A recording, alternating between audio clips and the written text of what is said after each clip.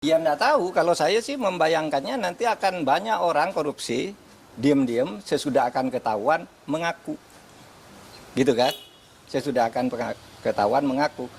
Kan Pak Prabowo inginnya sebenarnya ya, agar aset negara tidak hilang. Aset recovery namanya kalau itu di konvensi PBB. Itu dibenarkan aset recovery itu. Tetapi yang termudah agar tidak terjadi diam-diam penyelesaiannya, dulu saya sudah pernah mengusulkan loh. Tahun 2001 ketika saya Menteri Kehakiman, lalu saya tulis lagi usul itu di dalam buku saya yang terbit tahun 2003, judulnya Setahun Bersama Gus Dur. Mari kita maafkan aja gitu, tapi terbuka seperti yang dilakukan oleh Afrika, jangan diam-diam gitu. Nah ini diam-diam gimana caranya? Siapa yang bertanggung jawab? Lapor kepada siapa yang mengumumkan, siapa, apakah yang bersangkutan minta damai itu mau diumumkan namanya. Nah kalau tidak diumumkan, tidak transparan, tidak ada yang tahu bahwa itu melanggar atau tidak. Tapi kalau diumumkan, ya lewat pengadilan aja. Dan salah kalau mengatakan undang-undang untuk mengembalikan aset itu tidak ada jalannya. Kalau mau ya undang-undang perampasan aset.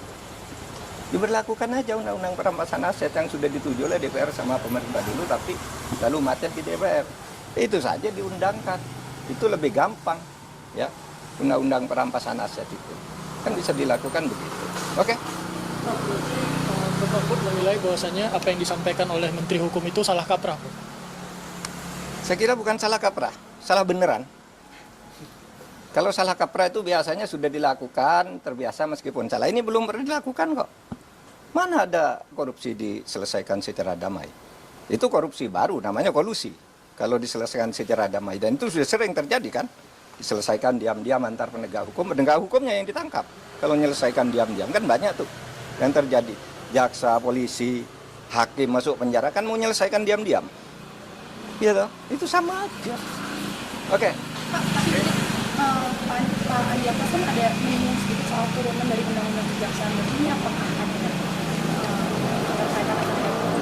ya itu yang saya katakan tadi itu, menyebut undang-undang kejaksaan itu salah.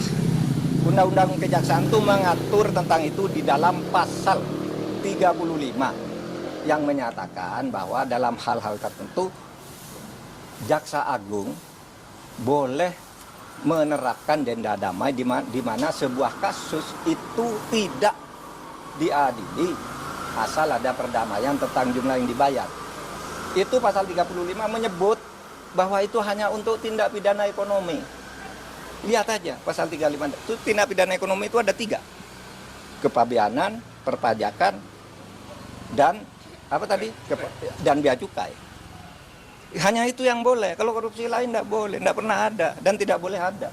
Tapi terserah aja, nanti lihat aja akibatnya akan lari semua orang koruptor diam-diam, kalau mau ketahuan baru ngelapor, minta damai, dan kita tidak tahu siapa yang mendamaikan. Download Tribun X sekarang, menghadirkan lokal menjadi Indonesia.